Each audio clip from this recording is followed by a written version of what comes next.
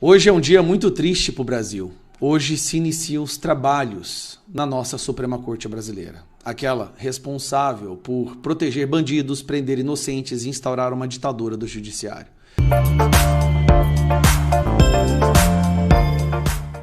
Mas algo diferente aconteceu nessa sessão inaugural, uma sessão solene. Estavam ali todos as grandes figuras da política brasileira. Alcolumbre, Hugo Mota, o Simonetti da OAB, o Gonê da PGR, estava todo mundo ali. E aí, como de praxe, o Fachin faz o seu discurso inicial. Fachin tinha duas opções nesse momento. Fingir que nada está acontecendo, que o Brasil não vê o STF como uma das principais ameaças à nossa democracia e uma rejeição crescente, ou poderia falar dos avanços da Suprema Corte, falar em autocontenção e falar do código de ética, que deve ser imediatamente adotado por esse grupo de pessoas que dizem ser juízes. Por um lado, ele se submeteria, seria submisso a Gilmar Mendes e Alexandre de Moraes e Dias Toffoli, fingindo que nada está acontecendo. Por outro lado, ele compraria a briga para resgatar o mínimo de credibilidade da Suprema Corte. Fachin escolheu o lado do confronto. Querendo ou não, na sua fala, que eu separei um trecho aqui de 4 minutos e meio, nesse trecho fica claro que ele mostra que não dá mais para o STF continuar indo do jeito que está. Então eu vou mostrar para vocês os melhores trechos, o melhor trecho do discurso do Fachin na abertura do STF. O momento histórico é também de ponderações e de autocorreção. É hora de um reencontro com o sentido essencial da República. É hora de um reencontro com o sentido essencial da República. Ele está admitindo que a Suprema Corte desencontrou o sentido essencial da República. A Suprema Corte estava rebelde. Da tripartição real de poderes. Aqui ele admite que o STF não estava aceitando mais poderes iguais entre os três poderes. Que o STF se colocava como superior e agora tem que aceitar a real tripartição. E da convivência harmônica e independente com o equilíbrio institucional. Somos todos chamados a essa arena. É que a democracia constitucional traduz obrigações de prestação de contas e também de memória. Como lembrava Piero Calamandrei, abro aspas. Aqui ele manda um recado para o Dias Toffoli e o Alexandre de Moraes claramente. Não é honesto, quando se fala dos problemas da justiça, refugiar-se atrás da cômoda frase feita que diz ser a magistratura superior a qualquer crítica e a qualquer suspeita. Lembrando que semana passada o Alexandre de Moraes disse que uma matéria do Metrópolis era criminosa, porque estava falando sobre as visitas dele com o Vocaro. Como se os magistrados fossem criaturas sobre-humanas, não atingidas pelas misérias desta terra e por isso intangíveis. Quem se contenta, acrescenta Calamandrei, com essas tolas adulações, ofende a seriedade da magistratura, a qual não se honra adulando, mas ajudando sinceramente a estar à altura de sua missão, fecho aspas. Basicamente ele está falando que criticar juízes e ministros e a Suprema Corte não é crime e qualquer juiz ou ministro que fale isso é um tolo. Por mais de 3 décadas, esse tribunal se disse presente em graves momentos da vida nacional, com resposta firme pelo Estado de Direito Democrático contra ameaças de golpe. Há, nada obstante, em meu modo de ver, respostas ainda a serem dadas, tendo como pressuposto a institucionalidade democrática. A um só tempo devemos perseverar e devemos mudar. Em termos mais amplos, o desafio é reconhecer o protagonismo do sistema político. Opa! O que você está falando aí? E parece que nesse momento ele até olhou para quem foi pro Cássio Nunes, eu não sei. Tá na hora de reconhecer que o protagonismo numa democracia é dos políticos? Quer dizer que vocês achavam antes que era de vocês? Nas funções que são dele. Saber induzir pelo exemplo e pela decisão a melhoria das instituições. Saber ser forte o suficiente para não precisar fazer tudo. O STF estava fazendo tudo, então? Talvez seja mais difícil do que os desafios anteriores. porque exige não a coragem de agir, mas a sabedoria de calibrar a ação, a paciência institucional da construção. Traduzindo, pessoal, pega leve que vocês já extrapolaram, não dá mais para conter, não dá mais para segurar a onda. Essa tarefa, esse munus, não é nem pode ser obra solitária. A colaboração institucional engrandece a construção colegiada. Unidade não é unanimidade. O que nos une não é a concordância em todas as questões. Ademais, o todo não se confunde com a parte. O que nos une é o compromisso com a instituição. Não, aí eu discordo. O que deveria unir os ministros da nossa Suprema Corte é o compromisso com a Constituição e não com a instituição. Isso é corporativismo. Os senhores e a senhora, Carmen Lúcia, deveriam ter compromisso com a Constituição e não em proteger uns aos outros. Reafirmo, nesta oportunidade, as metas que orientam a presente gestão. No plano interno, destaca-se a promoção do debate institucional sobre integridade e transparência. Agradeço de público, como já fiz, diretamente a todos os integrantes da transparência. Agradeço de público, como já fiz, diretamente a todos os integrantes desse tribunal, a eminente ministra Carmen Lúcia, por ter aceitado a relatoria da proposta de um código de ética. Aqui, ele cravou uma briga com Gilmar Mendes e Alexandre de Moraes que não querem código de ética. Código de ética vai impedir que eles possam colocar parentes para trabalhar para empresas que estão sendo jogadas no STF, participar de eventos internacionais, receber dinheiro de empresas.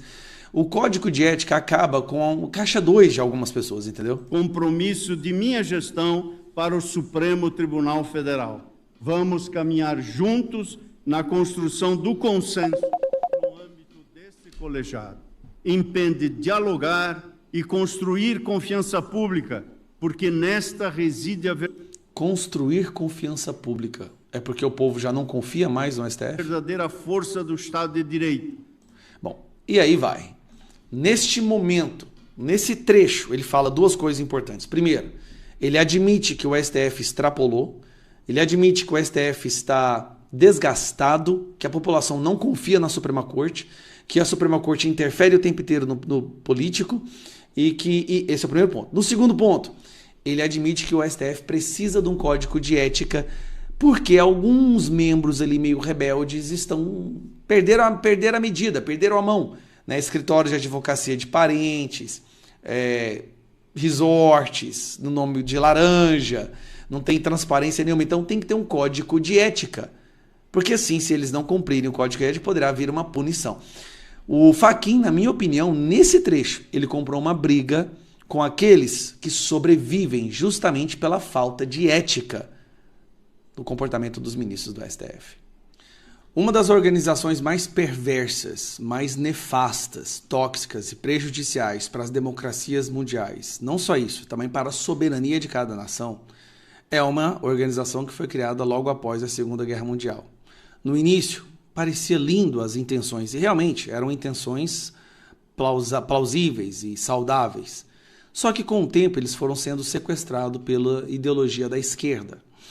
Eu me refiro à ONU, Organização das Nações Unidas.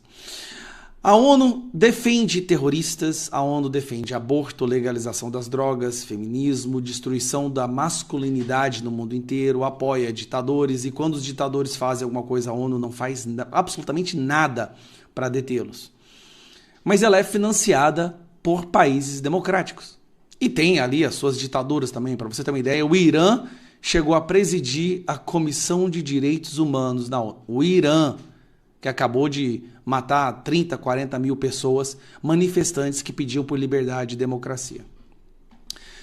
E é bom saber que a ONU está chegando no seu fim. Recentemente, Donald Trump parou de enviar fundos para a ONU e basicamente retirou os Estados Unidos de quase todos esses braços e tentáculos internacionais que interferem nas nossas vidas. que querem ditar como que nós, brasileiros, e cada cidadão dos seus respectivos países devem viver as suas vidas. Inclusive, determinando o que a gente pode emitir de carbono, o que a gente pode desmatar, qual agricultura a gente pode ter. E aí teve uma reunião da ONU esses dias para trás, justamente sobre a questão do Irã.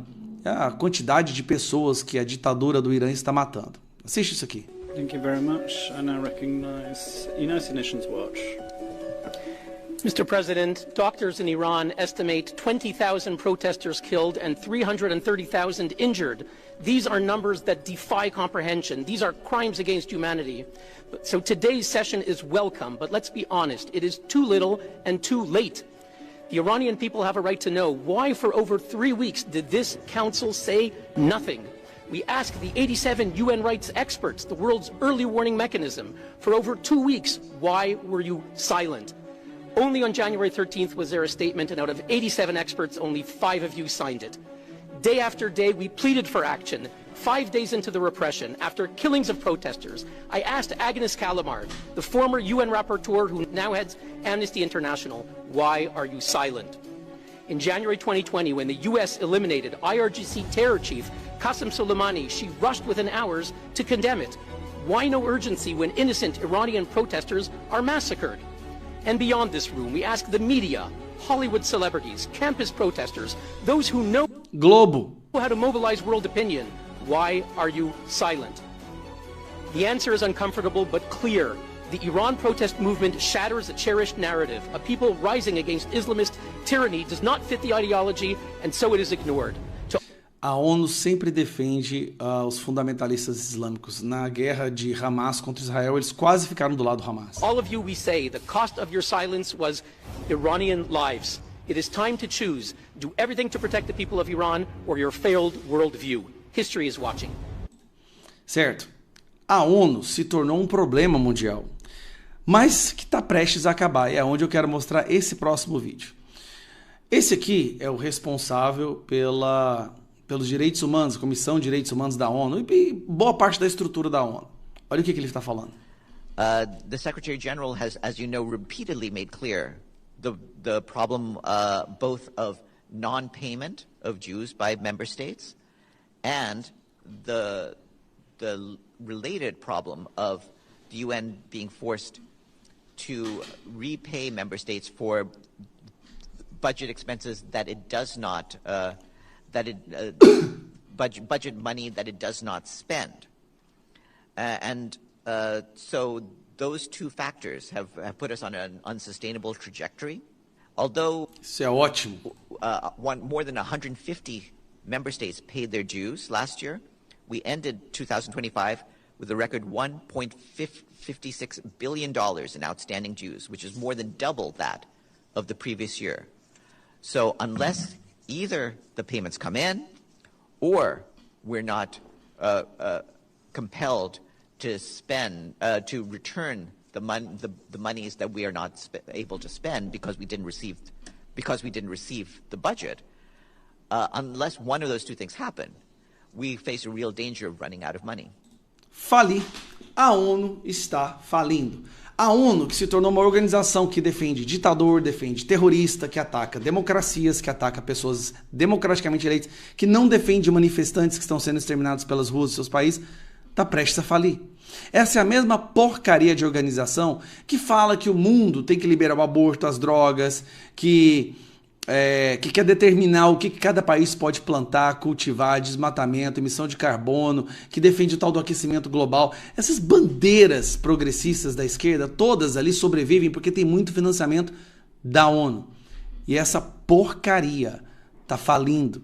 E quem começou essa revolução para mim foi Donald Trump. E que, cara, quando a gente chegar à presidência, o Brasil tem que cortar qualquer financiamento dessa porcaria também. Isso aí é como se fosse o PSOL, só que com tentáculos internacionais. Então é uma notícia boa, por isso eu vim aqui para compartilhar com vocês.